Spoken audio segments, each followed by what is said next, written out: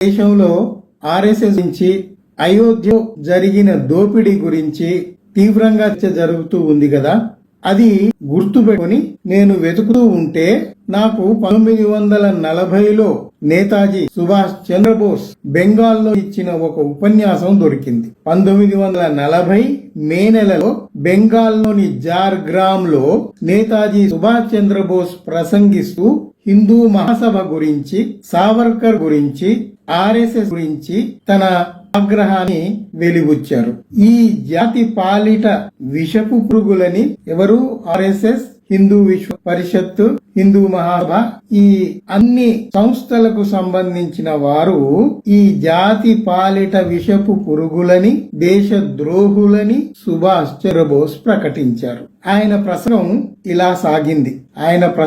ఆయన ఏం చెప్పారో ఆ రోజు జార్గ్రామ్ లో మే 1940లో ఉపన్యసిస్తూ ఏం చెప్పారు ఆయన మాటల్లో మనం తెలుసుకుందాం. ఆయన ఇలా ఉపన్యసించారు. హిందూ మహాసభ మతాన్ని రాజకీయాల్లోకి లాగి దాన్ని భ్రష్టు పట్టించింది. ఇది క్షమించరాని నేరం. ప్రతి హిందువు ఈ దుర్మార్గాన్ని ఎదిరించి ఖండించి ఈ దేశద్రోహుల్ని మన జీవితాల్లోంచి తరిమి కొట్టాలి.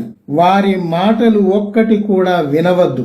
వీరు దేశానికి పట్టిన చీడ పురుగులు. మనం జాతీయ సమైక్యత కోసం పడుతుంటే వీరు జాతీయ సమైక్యతను దెబ్బతీస్తున్న ప్రమాదకారులు. ఇంకా ఆయన ఉపన్యాసం ఇలా సాగింది, వినండి. బ్రిటిష్ వారితో మనం తీవ్రంగా పోరాడుతున్న సమయంలో వినాయక్ దామోదర్ సావర్కర్ ఏమి చేశాడు? సిగ్గు లేకుండా హిందువులు బ్రిటిష్ సైన్యంలో చేరాలని భారతీయ యువకులకు ఉద్బోధించాడు. అలా మా శత్రు సైన్యానికి సైనికుని సమకూర్చాడు. ఇంతకు మించిన దేశద్రోహం మరొకటి ఉంటుందా? హిందూ మహాసభ పట్ల, సావర్కర్ పట్ల ఈ దేశ ప్రజలకు తీవ్రమైన అసహనం ఉంది. ప్రతి ఒక్కరూ ఆగ్రహంతో రగిలిపోతున్నారు. వారి హిందుత్వ భావజాలాన్ని అసహ్యించుకుంటున్నారు. స్వాతంత్రం కోసం అందరినీ కలిపే ప్రయత్నం మనం చేస్తూ ఉంటే హిందూ మహాసభ మతాన్ని ముందేసుకుని కుట్రపూరితంగా ప్రజల్ని చీల్చే పని చేస్తూ ఉంది. హిందూ మహాసభ ఆర్ఎస్ఎస్ సంస్థల్ని నిరసించటమే కాదు, తరిమి కొట్టాలి. దేశం కోసం ఇక్కడ ఎంతో మంది త్యాగధనులు రక్తం చిందిస్తూ ఉంటే ఆ సంస్థల వారు మాత్రం బ్రిటిష్ వారికి వ్యతిరేకంగా ఒక్క మాట కూడా మాట్లాడటం లేదు, ఒక్క అడుగు కూడా ముందుకు వేయటం లేదు.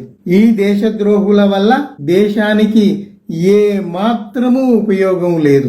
ఈ దేశద్రోహుల వల్ల దేశానికి ఏ మాత్రము ఉపయోగం లేదు. ప్రమాదకారులుగా ఉన్న వీరు ఎప్పటికైనా ఈ దేశానికి ప్రమాదమే.